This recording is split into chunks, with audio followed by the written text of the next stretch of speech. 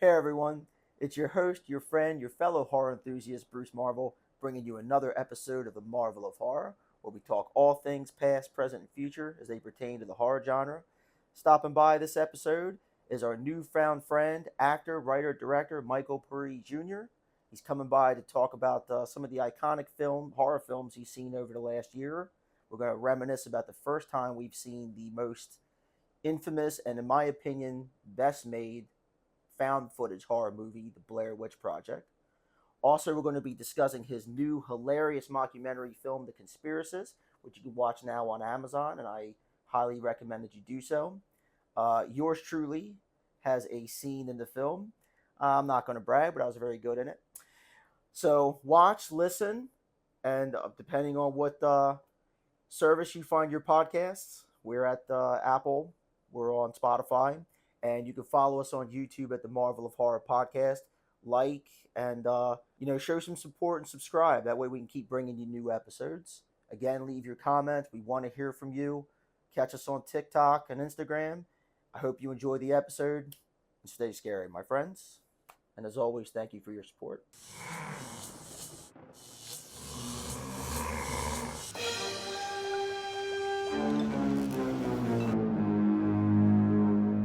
First off, my man, thank you so much for doing this. This is Oh, totally thank you. Oh no, man, this was great. The minute Eddie said that she would like, oh yeah, I'll reach out to Michael and see if he wants to do it. I'd be like, oh man, that'd be fantastic. That's awesome. Oh, I And love that. anything I can do to help promote the film too, I definitely want to do. Thank you. Thank So, you. not at all, not at all. We'll get into all I that. know as a featured player in the film. Oh my God, that was a lot of fun. That was a Yeah, lot you of have fun. two So, you have two scenes, which is great.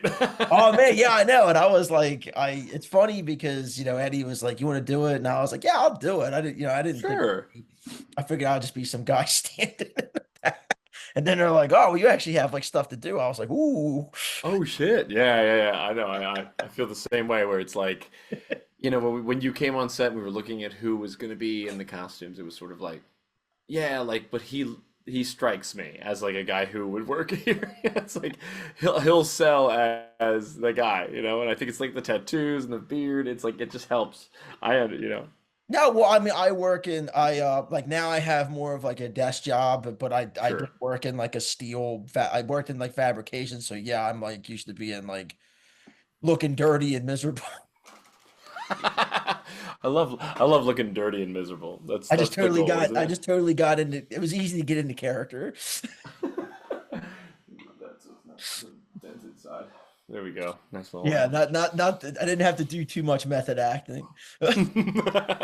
Good, good. But but my man, what is I'm not sure if you're like Eddie kind of gave me a brief Oh thing. yeah, You've only really gotten to like horror like the last like 5 years, but like what was your yeah.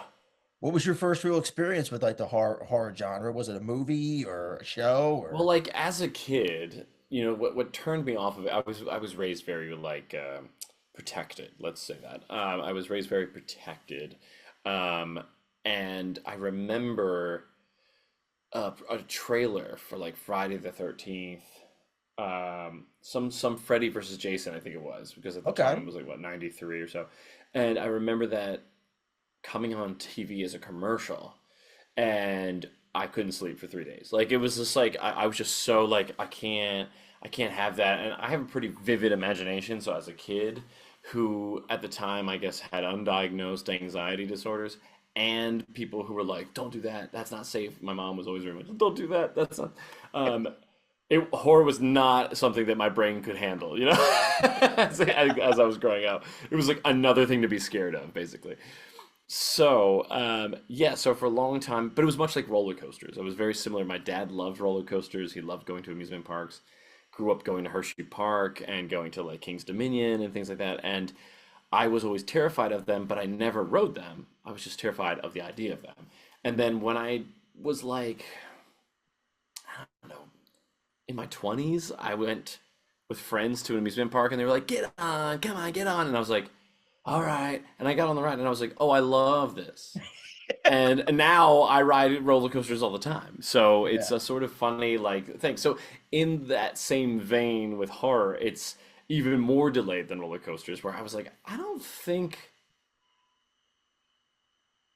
it's what it was in my head as a kid. Like I don't think it was. So my wife and I made a thing because she never really grew up with horror movies either, and so it was sort of a chance for us to go together, and we made a list of like iconic movies to watch around Halloween one year. And this was like Okay. 5 years ago, right around the beginning of the pandemic, before the pandemic, and we were like, we're going to try to watch like one every other night until Halloween in October. And we did. We watched like 15 movies that we had never seen before. Um, Wow. and I was like, and it was like I have the list. Hold on, I could show you what the list Oh was. yeah, I'm totally intrigued Uh, by this list. yeah, like what I thought were like, and it's like based on what, I think I reached out to people on like Facebook at the time, and I was like, hey, what are horror movies that I need to watch? Let's see, what was it? Oh my God, October. I wish I would have talked to you 5 years ago. I'd be like, hey, I got And some of these have changed. Some of these I've seen since then, so I'm actually checking them off as we go through. But movies that people were like, these are um, quote unquote the horror movies that you should see, or at least movies to watch around Halloween. Um, we had these were our recommendations. Stir of Echoes was one that somebody said to watch. yeah, okay. Tremors, we watched Tremors. Evil Dead, An Army of Darkness. I'd never seen. It was hard to get my hands on Evil Dead. Really? Is The like original Evil Dead. The Evil yes, the Dead original version. one was like a pain in the butt. I mean, like most. I don't like subscribe to Shudder, so it's like Oh, so right. I had to find it the old-fashioned way. And I eventually did. Hocus Pocus I had seen, but like this is just the list. They Live. Crimson Peaks I had never seen, but I'm a big Guillermo del Toro fan. But I was Yeah, like, I oh, he love made like that a movie. horror movie? What the hell? Yeah. Yeah, I love that movie. Skeleton Key, Okay. Sleepy Hollow, which I remember watching as a young man. That was like the horror movie I watched in high school when it came out, and I was like, Mm, and it's like, is it a horror? Yeah, it's pretty scary. yeah, you can. I definitely consider that a horror movie. Yeah, Oh, yeah. What else? I'm trying to skip past the ones that are just like Halloween movies, like Ghostbusters and stuff. Um, Silence of the Lambs, I had seen. I love that movie. It's just a masterpiece. The Shining, I had also seen. I'm really good. I was really good with like psychological sort of stuff. I always liked sort of thriller. I like thriller, but it was like horror and thriller. I always kind of designated as two different things, you so know? yeah, I So I get was what you never into mean. like violent, like I was never into gore. That never appealed to Yeah, me. I still don't really like it. I'm more of a ghost story kind of guy. Like Stir of Yes. Echoes. That's kind of more my pace Yeah, yeah. for a film. Yeah, I really love a movie that's like, here's a little insight into something that isn't like explored that much. A feeling. I love a feeling. Um, The Little Monsters, that was a newer one. The Exorcist, never seen it. Drove by the stairway all the time. It's in DC. Never realized. And then after we watched it and we moved here to the DC area, I was driving and I was like, is that the stairway? I mean, at a light. It's right there. And I was like, is that the Yeah. stairway from The Exorcist?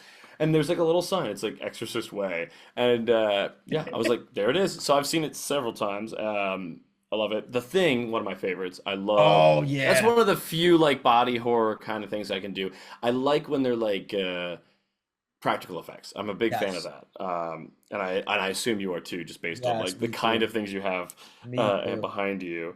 Um, yeah, a Blair Witch Project, as we will discuss. I watched it again today. The Sixth Nice. Sense, like some of the M. Night Shyamalan's early things, I really like that feeling. Yeah, those were the on the list. Those were the ones that we had watched, and I have watched more since. I just didn't have them on the list. One of my favorites from recent years is Barbarian. I really liked Oh Barbarian. yeah, yeah. I just like when and this is something I think we can get into talking about directorially, but like I find it fascinating, and what really engages me with horror now, that I like will watch pretty much whatever, is the idea of tension. Like tension is very interesting to me, And rewatching Blair Witch today, it was like, well, this is a masterclass in tension. Yes. Nothing ever happens, and yet it's fucking scary. Like it's like I the feeling. I'm so glad like you picked like this film because like I said, we're gonna get into it because Sure, yeah, yeah, yeah. like the first time I seen Blair Witch is like a cool story that Okay, we'll cool. get into. And definitely like as like because there's so many questions I want to ask you as like you said as being like a filmmaker and stuff like that because like people tend to make Hollywood tends to make like the first time directors still they always say like Hmm. they tend to make horror movies because that's like the best they don't cost a lot of money to make and it's like a Right. sure thing to make like your money back but seeing some of these films like I'm actually surprised like and maybe you have seen it because I didn't see it, Sure. let's see it on your list but like some stuff like Texas Chainsaw Massacre the Oh, original sure. I mean Yeah, yeah. there's like camera angles and stuff that are done in that film that were totally revolutionary Brand at new. the time brand new.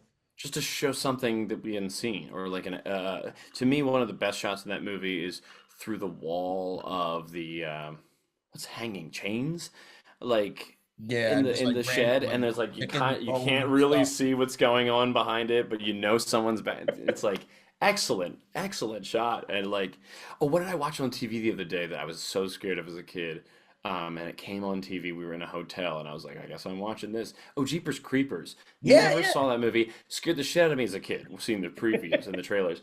But then as an adult, I was watching. I was like, oh, this is a comedy. Like this is like kind of poking fun at Yeah. like it's kind of like self-referential. Like the creature itself is sort of like a joke, and he's like you in your last episode you were talking about Chucky, and I was like, yeah, that's like they're making quips, and you're like, what do you? It cuts the tension out a little bit, and it makes it sort of like enjoyable, I think, in a different way, where it becomes almost comedic, but yet there's still this like, oh, but they're gonna kill him, you know? It's like, Yeah. We you know what movie and I haven't done I'm gonna like so me and my brother, my older brother who did an episode with me before, he's gonna come back on the show eventually and we were talking about and I just watched it last night because I picked up a 4K copy of this movie. oh, American Werewolf in London. I just watched that the other day, You like want to talk literally a couple of about weeks ago. well, you want to talk about a movie where like I don't want to give too much away about that movie because I'm gonna dedicate another episode Sure, to sure, it. sure. We know, yeah, yeah. But no, I was watching it and it's like, wow, I never realized like this movie, like it's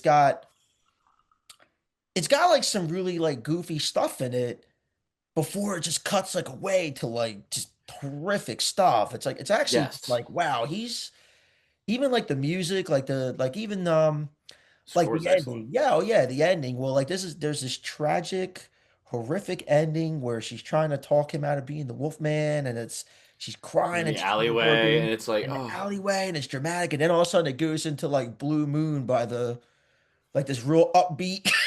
yeah, and it's like, what? That's how it ends. I remember us being in bed watching it, and I was watching it, and Lacey was doing something else, and then she comes in the room, and she's like, oh my God. And then it started playing, she's like, oh, you know? My Yeah, wife was like like, it's just like oh, wow, it's oh, just oh. like the way somebody like you said with the comedy, the way they're able to do it sometimes. Like, all right, I'm gonna put you right now. You're in the cold water. I'm gonna dip you in the hot water real fast before you Real probably can fast. react to it.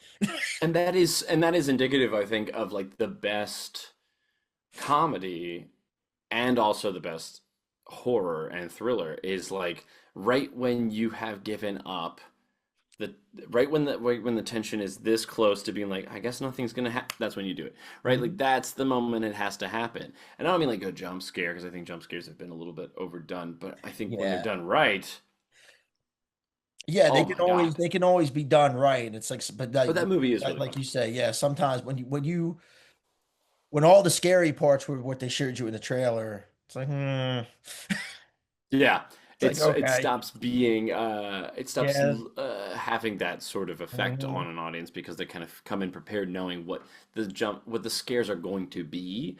And I think but going back to briefly to American Werewolf in London is like that movie starts out as so funny. Like the script is hilarious. yeah, And it's like very like edgy and sort of raunchy, and I'm like, and there's like a sex scene in it. I was like, whoa, you know, like yeah, this movie is like two movies happening at the same time. It's like a guy making his way through a new land as well as this absolutely dedicated scary werewolf film. Um, and the scene with like the couple walking back to the apartment building, and like the friends are like, "We'll be right up," and like that tension of like, well, we know they're gonna die, like they're not gonna make it to the thing, and they don't even know what's going on there because this doesn't exist. There are no werewolves until now. Like, so it's just kind Yeah. of to these people, the town is a different thing, which is a great character too. It's like the classic walk into the bar, record scratch, like Yeah, yeah, yeah. don't Like, belong what's the here. Yeah. pentagram mean? Yeah. Don't leave the road. Yeah. It's like don't. Yeah. Get out. Stick to the road, but get out. Yeah. Stick to the road, but you Don't gotta die. go. Yeah. And it's like the classic. What do they know? Like, oh, they're just trying to scare us. That is the classic, the trope. And I love when a trope is especially in horror, is sort of bent a little bit, and they go, "We know. There's been a million. We know what we know what you expect us to do, and we're going to do the exact opposite." Well, like I said, even I think that movie, like it's crazy, like it's scary because it's like werewolves and stuff. But I think some of the scariest parts in that movie is like the fucking dream sequences are fucking like Yeah. the wolf like Nazi soldiers. I You're like, remember seeing what that as is a kid and just happening? being like, Yeah. "Oh my God, what is happening? I thought this was a werewolf movie." And they're like, no, we're gonna do all sorts of stuff. It's that Dad put it's silver bullet in that fear. one. Yeah, yeah.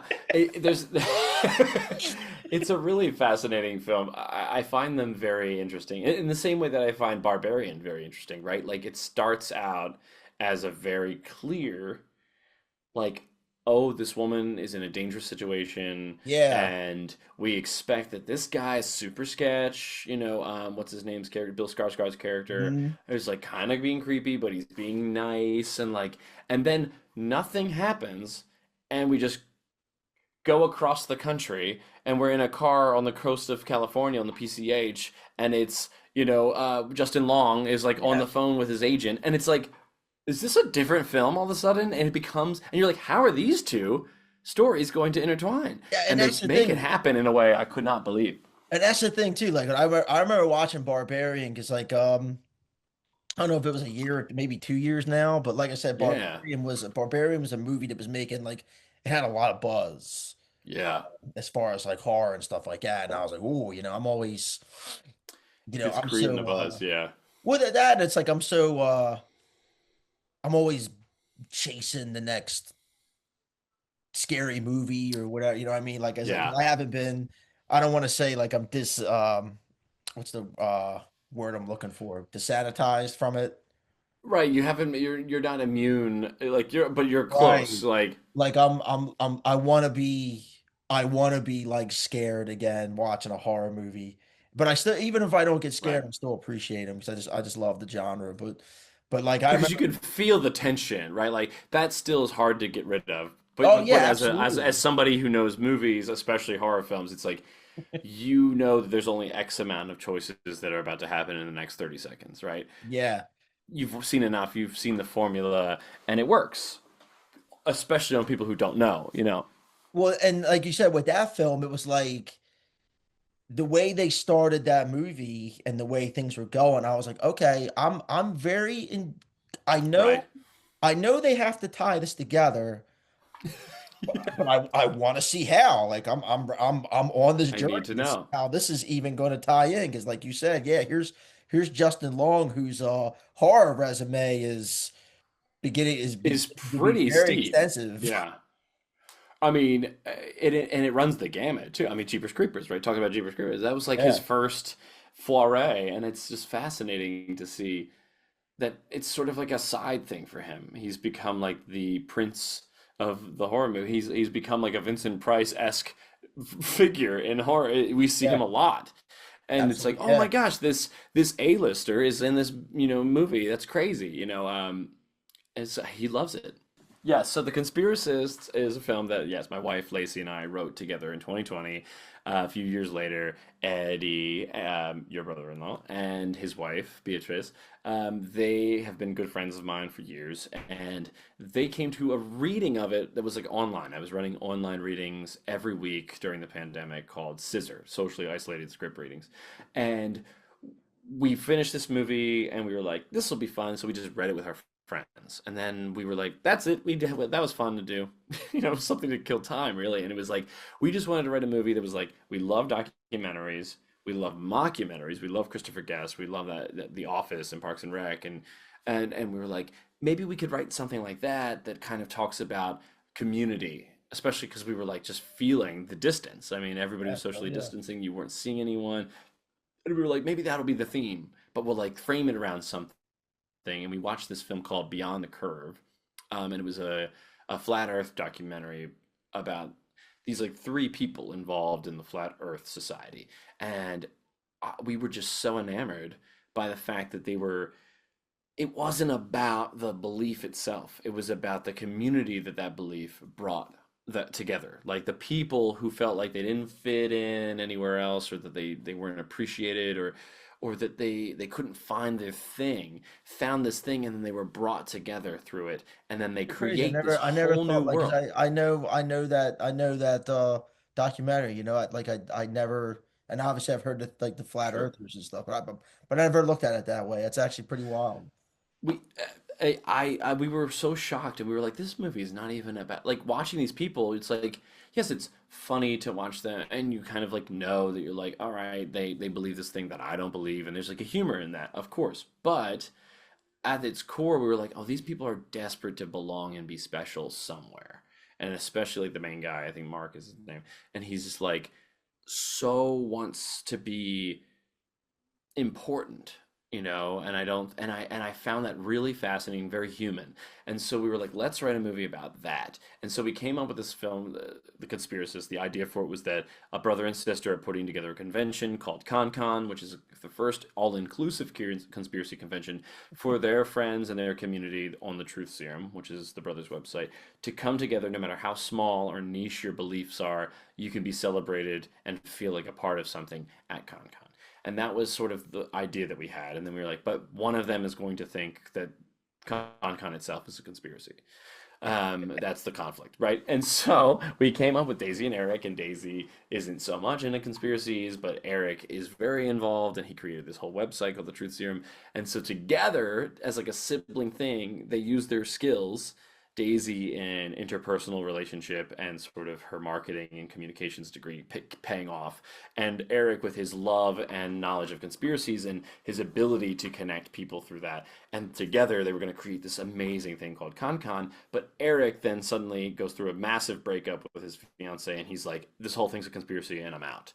And so Daisy, who doesn't believe as much, is left to carry the pieces and pick up the pieces and make this thing happen, despite her brother sort of actively working against her to impede the progress because he believes there's something bigger going on. And then we also, much like the films of Christopher Guest, like Best in Show or Waiting for Guffman, we meet the other people who are involved in this conspiracy convention, people who are attending it, their family. We meet their parents. We meet other members of the Truth Serum who are very excited to go, like Polly and Milton.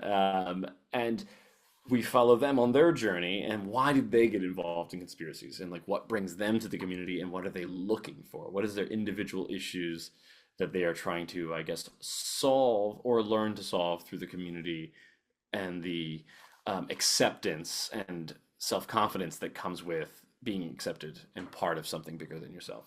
And of course we make we try to be very apolitical with it. One of the things we really wanted is that this film would survive beyond the now. I think it's very relevant right now, but I do think that like we tried to remove. There's no politic really in it. You could look through things and maybe see, oh, but I think that they're timeless thoughts, whether or not they are associated with any political party. And on the other side of it, we wanted something that could comment on the bigger ideas and the feelings of love and community, so that there's never a point in which people feel that they can't hopefully connect to someone in this thing and see a part of themselves reflected back, and go, oh, I've been in that position, or I felt like I was isolated. And I think the characters run the gamut in a way that really helps just bring everyone in. That's what we want. Like, we wanted to make a movie that made everybody feel happy. Like, because at the time when we were writing the original script, it was like everybody was really scared. and really disconnected. And I think so. If nothing else, there was a beauty to thinking of the world in that way and going, yes, there are people who you could laugh at their ideas, but at the end of the day, we're all human and we really just want to be loved and understood. That's our simple thing. And so that's kind of that was the long version of what's this movie about. Hey, well, well, I'm glad you explained it that way because, like I said, that I mean, I already wanted to see the movie. Like, I can't wait to see the movie. And I really think that's a problem with like I think the problem with modern Hollywood, like I don't want to get on a soapbox here, Sure, but I sure, think sure. I think the problem with like modern Hollywood and modern movies is like, okay, here's our message and we have to beat you over the head with our message. Right. And, like, you know what I mean? Like there's always an agenda and like right now with our society and how things are, like this is just my point of view. Like Yeah. everybody's very tribal. So Yeah. things tend to be like isolating to one side while not. So I really think like that how you explained it and that message of your film is like something like everybody can get behind. I don't think there's enough Thank movies you. to make people feel good anymore. Yeah. Everybody, you know what I mean? Like everybody wants to go to a film and feel good. Like, yeah, obviously, Yeah. I mean, you're always going to have like a Schindler's List kind And of that's important film. in its own way, You right? know what I Like it's mean? But important there's, that yeah, that story's being told, but it's not a movie that you go see and you leave and you're like, "Wow, I am revitalized." You feel like, "Wow, I really don't I never appreciated the struggle." Like that's sometimes that's the point, right? But right. at times and especially I think what you're getting at is like right now, I think it's just sometimes it's nice to, and there are messages to take away. But Lacey and I's goal, my goal as director, was very much like I don't want people to be able to feel like they have to overcome some sort of personal political obstacle or belief obstacle to be invested in these people. And so by creating, and that was one of the things, is like we definitely touch on real conspiracy theories, right? There's like we mentioned the JFK, we mentioned flat Earth, we mentioned um, aliens and Bigfoot and all of those things. Those are A-listers, right? But because we framed it around this idea of like the all-inclusive, like what about these other ideas? We were able to create and invent ones that don't exist and have the freedom to go, okay, so this is like maybe a little absurd, but it's no more or less absurd than anything else.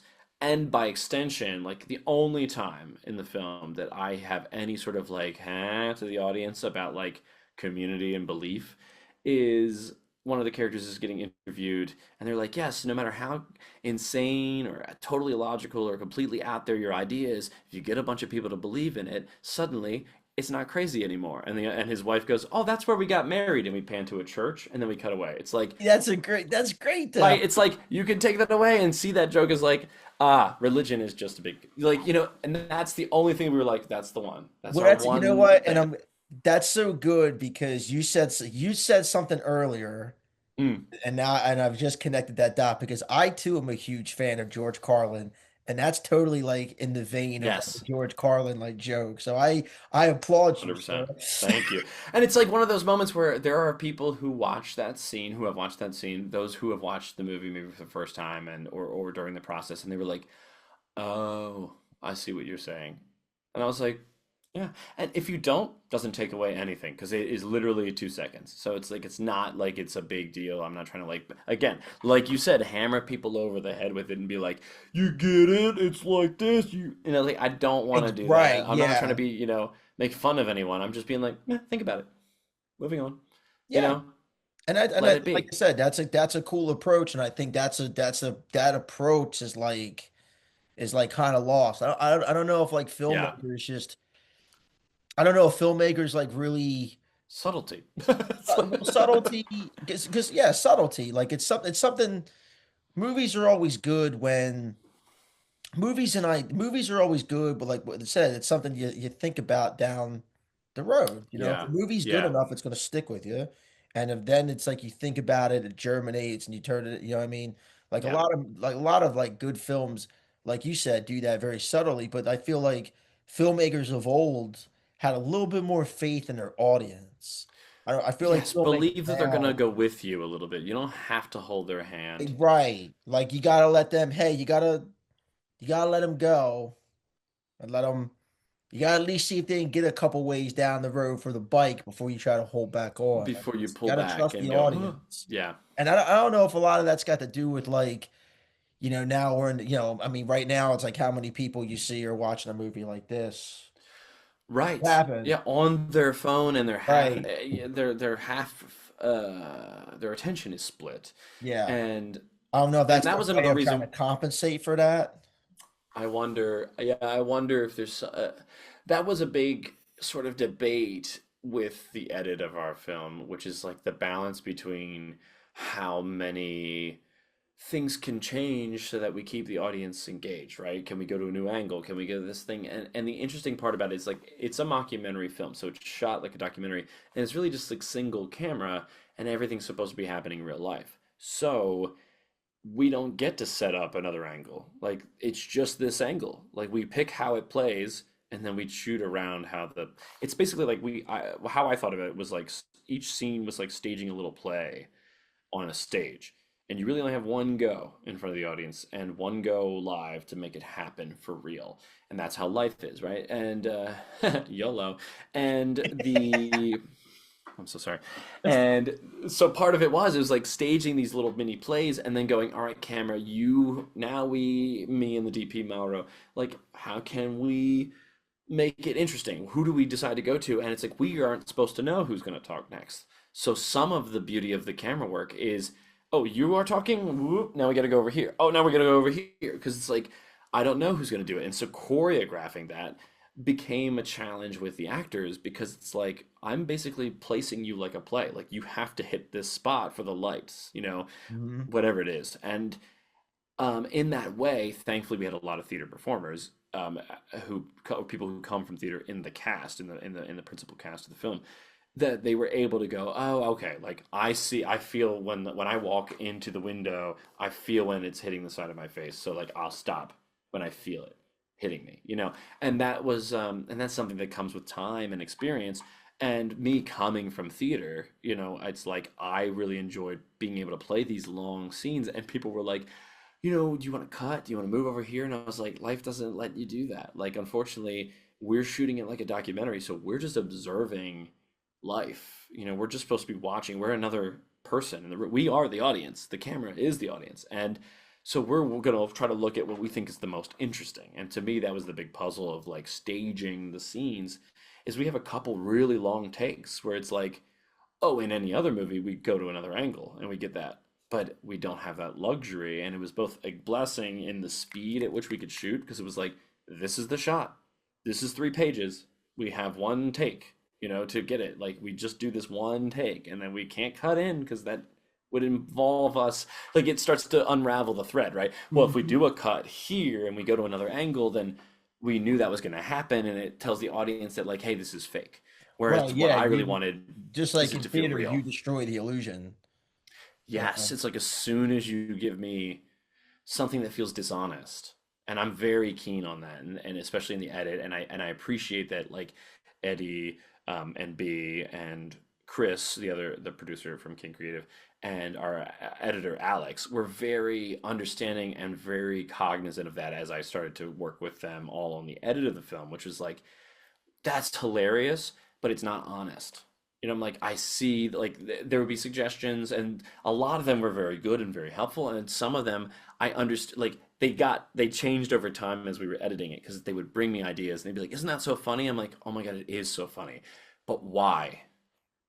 Like, why is this happening? That's not real life, like, yes, that is funny to do it like that, and that was sort of the give and take, and eventually it sort of created for all of us like a new way of looking at every scene to scene to scene to scene in the transition of the film is like, how can we be funny through honesty, which is the funniest stuff. It's like the truth, like we say, going back to Carlin, it's like, how can I point to the truth and be like, that's the joke.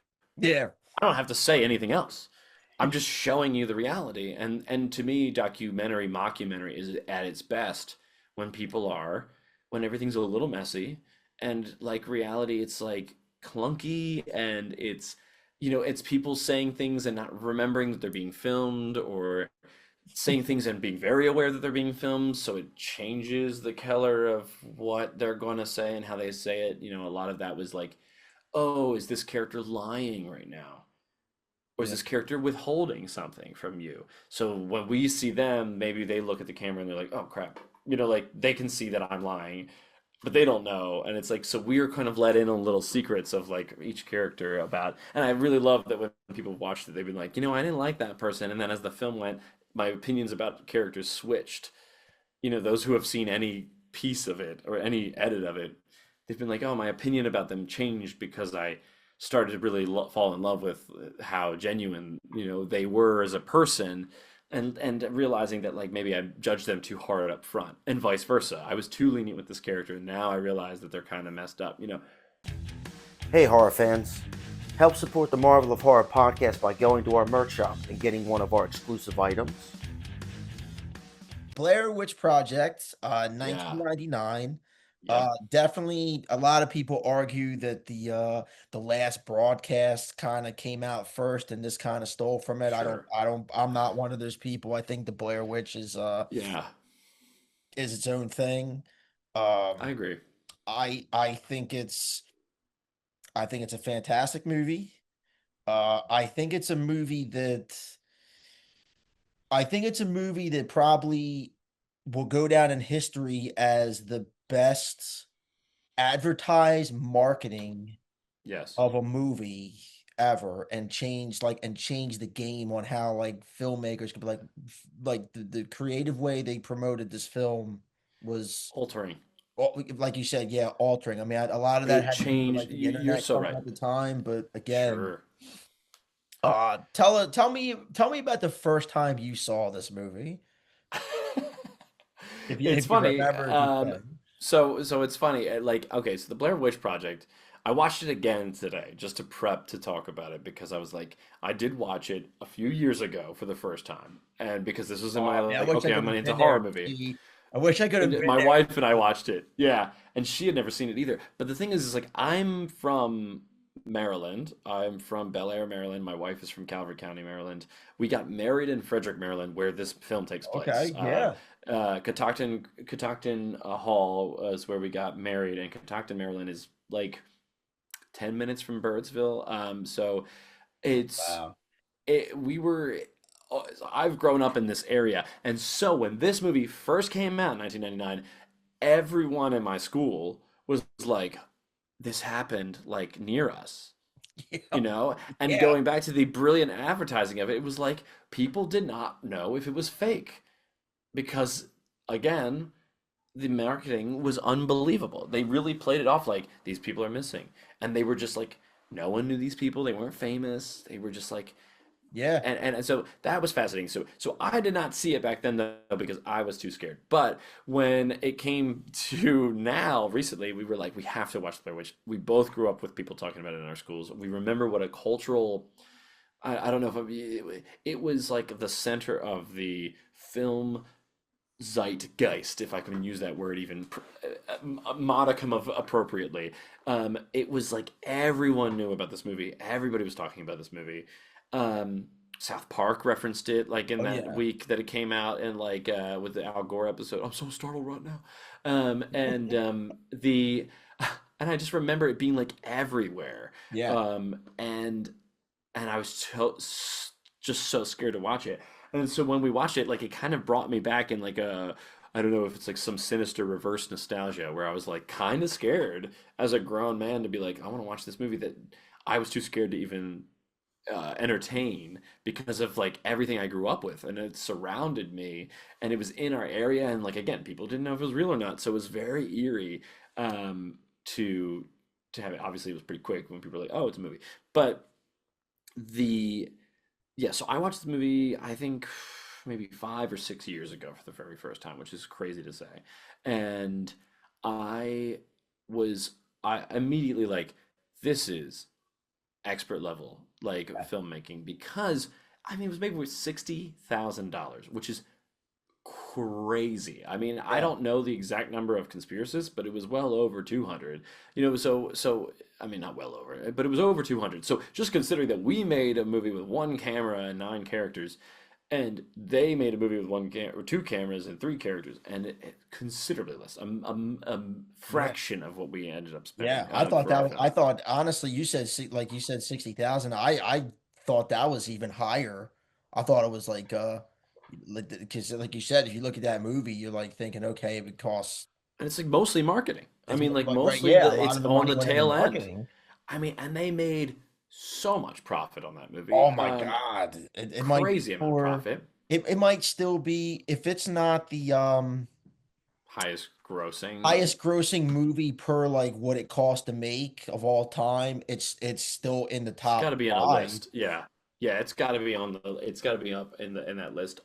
So yes, I watched it recently and I was like blown away because I was like, and you brought up that other film which I've heard of and I've not watched, but it was the sort of handheld horror was not a thing, really. No. Um, no one had done that, so it really helped the well, like on the scale that they were doing it. If people had, it was not at this like feature presentation scale. No, no, Um, and I'm glad you kind of mentioned that too. Like, kind of real quick, like, so the Blair yeah, Witch. A lot of people credit like the Blair Witch movie for like the found footage, like film phenomenon. yeah, Kind of came, and oh like that yeah, kind of came later on. Um, but if you look at like there was still obviously that style of film being sure, made, but like there was almost kind of like a gap between like right. the Blair Witch and like the another like really big boom of those type of films.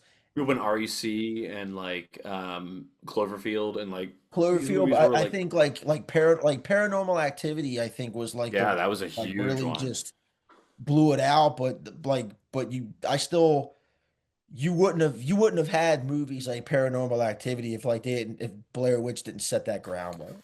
No, Blair Witch like laid the groundwork on horror in that way, where just to be able to tell a story like that too, and what's Yeah. fascinating about it is how real it feels. I mean, I watched it today, knowing 20 plus years after its release, and I've seen it, and I know it's fake, and I still watch it. And I'm like, it feels so real. It It feels really yeah. does. It feels like it's really happening, and the fear that you hear. It's more about like the audio. I think does a lot of work in that movie, and it's like the way that these three actors are playing these scenes, and knowing full Yes. well, like if you look at it behind the scenes, it's like it was really just them and cameras. The directors were kind of like, okay, make sure your face is kind of in this one, and like make sure but like it's kind of they just left them in the woods, and so that Yeah. palpable fear is like really present. And the fact that it goes back to like with It Follows, like you never get to see this thing that's hunting them, No, and it works. and you can hardly hear it, but they can. And that and it's this motion here, which I think we talk about in theater, and I think we talk about it a lot, but without actually we dance around the topic of it. But what I'm always interested in is when an audience has to lean forward, and when you start to go like when they're like, "What was that?" and you're like, "Oh, Yeah. Oh yeah. You're did I in. hear it?" You're And you're invested. like, "What is it that they're hearing?" Because it's like, "Oh, someone's walking around." Or is it? Is that rocks? Like, and it's that sort of moment of leaning into it, which we say like in theater. What are moments you lean in? Where you lean out? Where you're like, okay, I'm comfortable with what's happening. And I found myself doing something that I do now when I watch horror movies. I still have a bit of a safety net when I watch it because I'm still not always 100% comfortable with like the tension, but I love the tension. It's sort of masochistic. Is I'll start to go. Let me just Google that fact about that movie real quick while I'm watching. Yeah, no, no, no, keep Yeah, it going. yeah. I'm just gonna look up the actors because they're so good, and it's like I'm just trying to pull myself away. And I was doing it today, and I was Yeah. like, this movie is still that tense, and it's so creepy because we believe that they're experiencing something that we can't touch. We can't really see it. We don't know what it is. And it's like those scenes are so like, they're like this, and they're like, did you hear that? Yeah. What was that? Yeah. And it's like, that is creepy because we've all been in a house alone and something falls in the other room and you're like, what the fuck was that? And it's Well, that even feeling. Well, Just and personified. like I couldn't imagine being in the like you said in the woods and Yeah, that shit going on. It's like, I think like if I remember terrifying. I think so they gave these three who again I think like Heather Donahue's the girl is the Yeah, female yeah. lead. And I think she was one of the writers on the film too.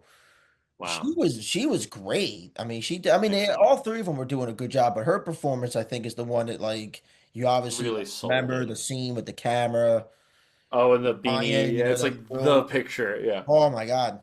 And I think like in an interview I saw like a long time ago when like And kind of she's retired. Like she doesn't act anymore. yeah, wow.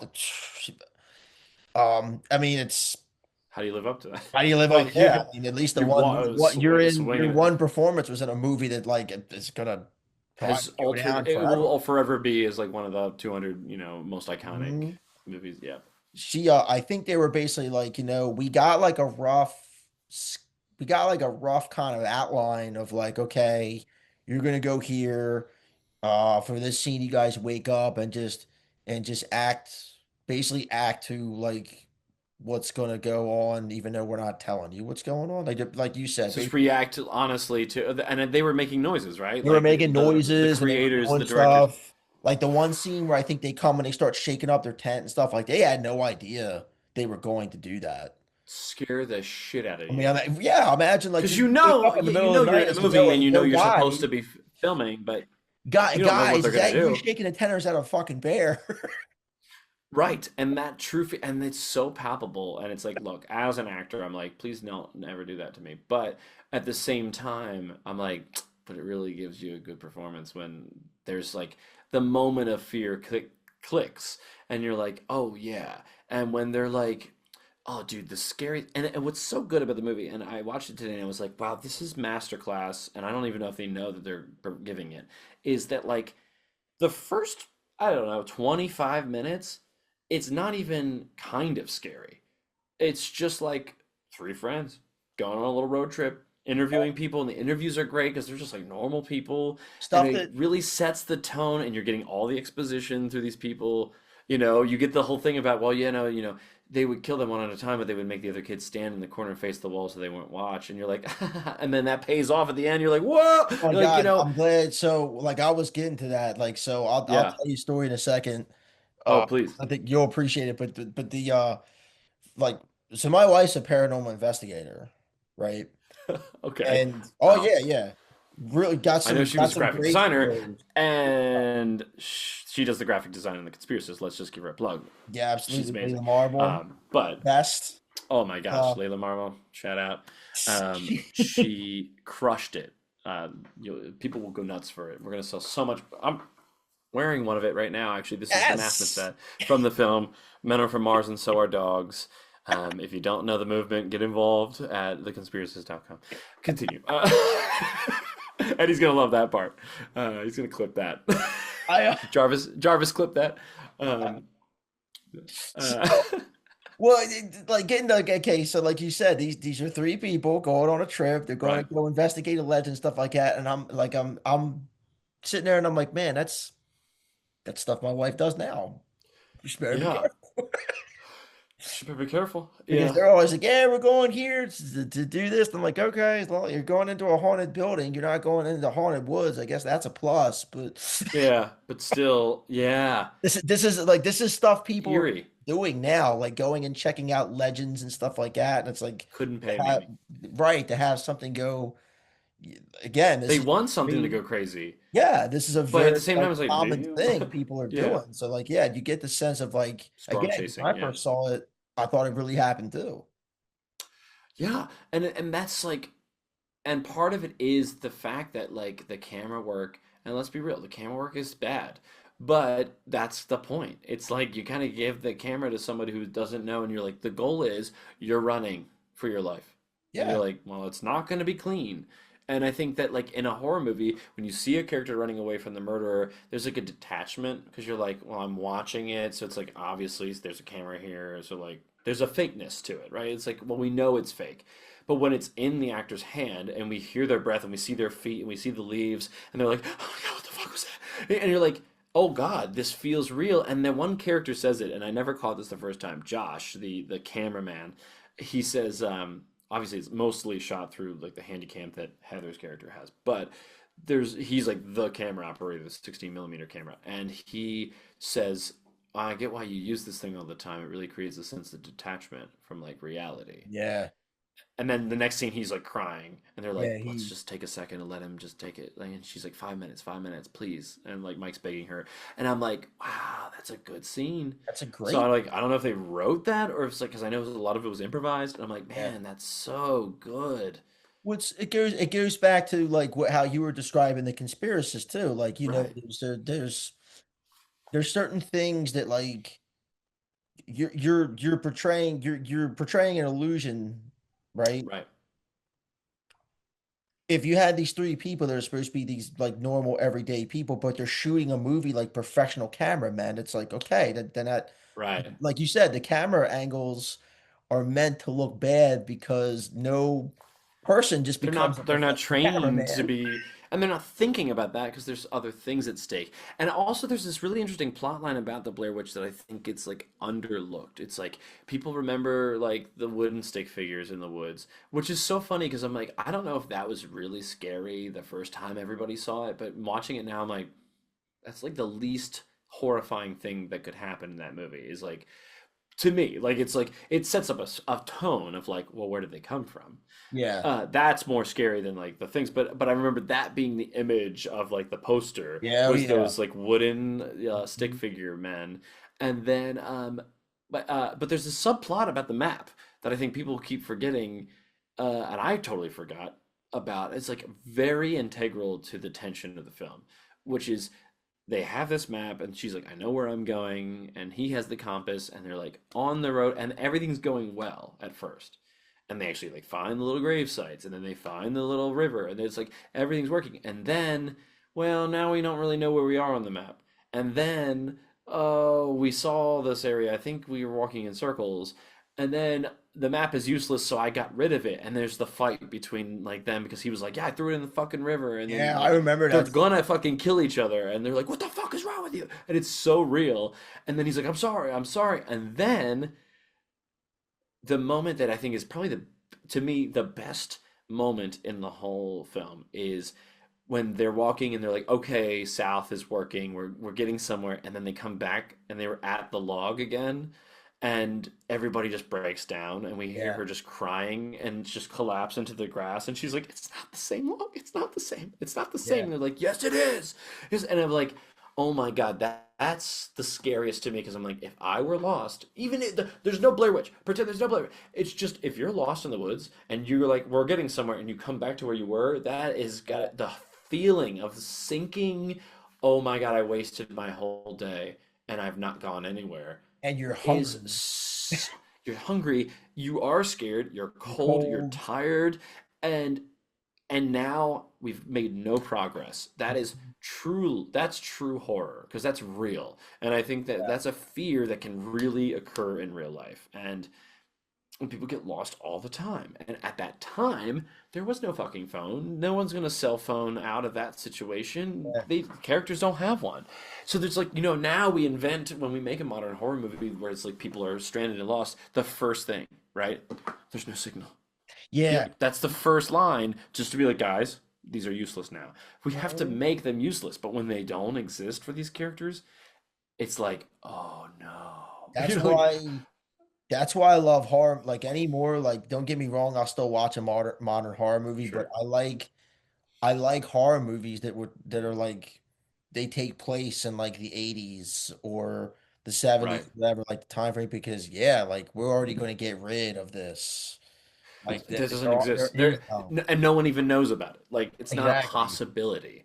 To think that like my first real memorable experience with horror in my life that I was like, I have to talk about this today, which is the Blair Witch Project, of really being like, yes, I was afraid of the Friday the 13th, Freddy versus Jason trailer. That scared me as a kid. But mainly, what I really remember was the explosion of the cultural thing around the Blair Witch Project as a young man, and then now to be making basically a documentary. They're both Yeah. fake documentaries. It's just kind of weird. I just had that revelation as you were saying. How look at all the things we went through, and it's like I kind of just had a revelation about like, well, they're kind of tied together, Yeah. aren't they?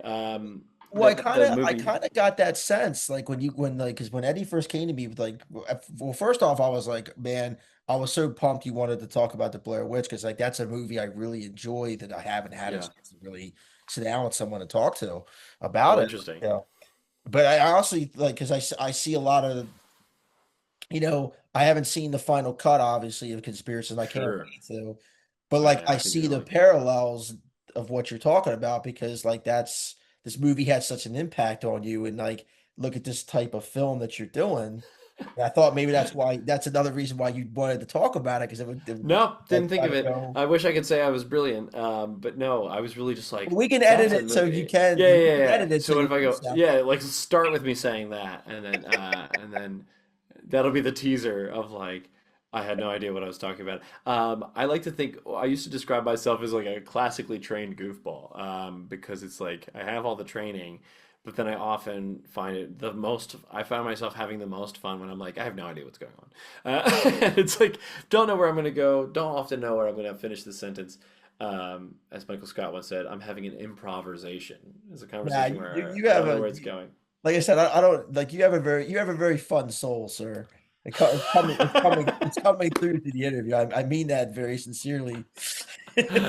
I appreciate that because I often worry. I think that the curse of having anxiety and ADHD is that you're often worried that you're like I'm talking too much, and people hate me, or I'm not, or I'm being too much. I'm too into the thing that I'm talking about, and I've decided to. I have decided that this is what we're talking about, and I took everybody under this like shroud of darkness, this shroud of darkness. Um, Nah, what comes to me anyway? What comes through is like you're just like you're a passionate guy. That's why you're a driven, passionate guy. That's why you like you said you've had this passion and you've dreamed about yeah, doing this thing since you're 8, and here you are still doing it. There's not a lot of people who could say that. So it is. that's what Thank comes you. across to me anyway. Well, thank you because I do love what I do, and I really enjoy when I get to do it. And and I think we cannot miss though. I know that we briefly talked about it at the top, but I think it's worth putting in the episode when we're talking about the conspiracies that you are in the movie. Um, I am in the film. I am and in, you haven't gotten to witness it yet. But yeah, you have two moments. You get to be the guy being judgmental at the body shop, and then you also get to be like eating with the boys in the lunchroom. And it's like there's two really great moments in the movie, and I think people who maybe know you only through this or in your personal life are going to be like, "Wait, well, you were in the movie?" Like, it's I like was it's so cool. I mean, it's one I of my favorite things that. well, like I said, I can't wait. And like I said, I was telling because you'll see it eventually. Because like I said, Eddie's on the show. We haven't edited his episode yet, but he was on the show not that long ago promoting the film. Yeah, And I was telling him, like I said, I'm I'm not classically trained. I've never been on a movie set except for sure. doing the conspiracies. Most people haven't. I mean, in the to be fair, But a lot of the actors haven't. I remember saying to Eddie, I was like, I can see why people make movies because man, I had a blast. Like I had fun. Like you were very kind and like direct like and just telling me what to do. Like you know what I mean? Like hey man, well and like the way you were like, all right, we're gonna try it again this way. Like I was like, okay, this is cool. Like it was a very cool atmosphere. It was very fun to be a part of. Thank Uh, you. like I said, never doing a movie or anything like that. Like I didn't feel awkward at all because like That's good. No, and you that was don't just the style. That was just don't the type appear of that way. environment it was. It was like everybody was having fun. It seemed like everybody was just real positive and having fun. It was like it was just a really cool. Even if I honestly was like, all right, well, I'm probably not going to make the cut of the movie. But I was like, it didn't matter because this was just, like the whole No, you experience. did. Yeah. No, you did. Um, and I really appreciate you saying that because it was very, very, very important to me. Anybody around me before shooting and during shooting knows that I try my best to cultivate like a positive environment where it's like very solution oriented. I hate like if you can bring me problems, but you better have a solution. Yeah, no, and that's Like I don't mind a problem if we have a workaround, you know. And so to me, it was like I always want to find the positivity. I try to bring optimism and positivity into my work as an actor and creatively. And I found it very important that I'm like, hey, no matter where we are as a team, if we're coming in tired or whatever the hell you're bringing in, um, I think it's important. I had written ground rules in this notebook where I was like, and they weren't like ground rules. I say that like it's like, and you better. It was like my rules were like, learn everyone's name and say hi to everybody when you get on set. Just say hi, good morning. You don't have to like have a conversation. Just be like, hey, what's up, Bruce? And it like, you know, and then that was one of my number ones. Number two was like, there are no dumb questions. If you're confused, just ask me and I'll give you the truth. I'll give you my answer. And number three, it's like we can consider any idea in the film as long as it's honest and funny, but it has to be honest first.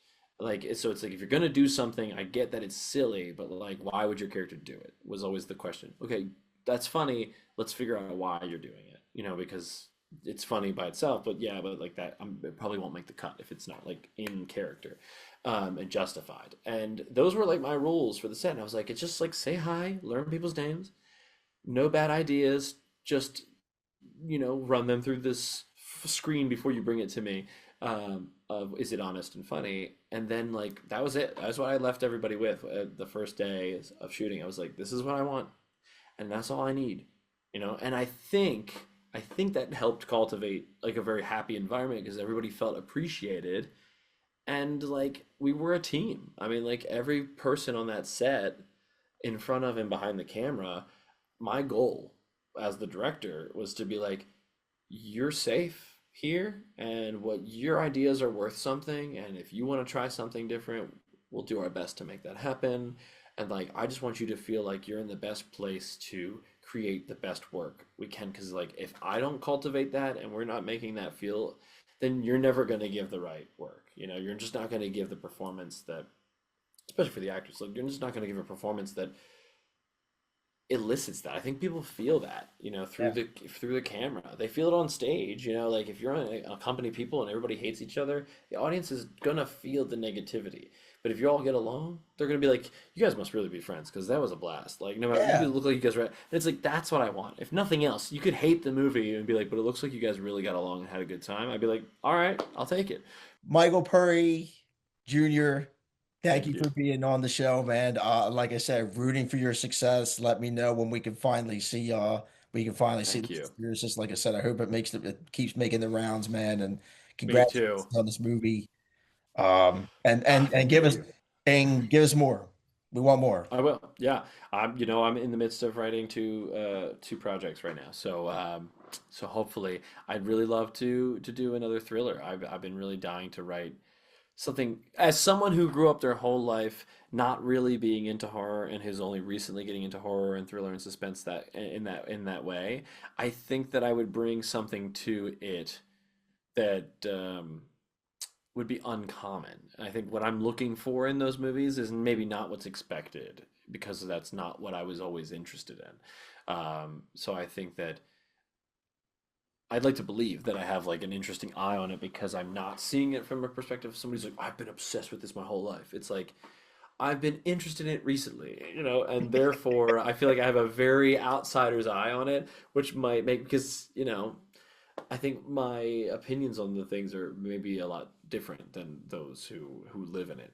But I do think that if nothing else, what I've learned from this conversation is so far I'm doing a pretty good job at like Yes. watching what I should be watching and being able to think about it. That you like the things that I've said, that makes me feel like I'm on the right track. Well, and I think you are, and I think that's a cool idea. And I also think if I can just throw my opinions out there, I think like Please. the horror I'm gonna throw like fans of like thriller movies in there too. Like the horror Sure. fans are, they're very generous, and they want someone who's, they want to give someone a chance because they're always looking for I mean, it's great to have the movies and the classics and stuff like that, but Sure. everyone's always looking for something like new and fresh, and they're willing to give someone a chance if they can present that.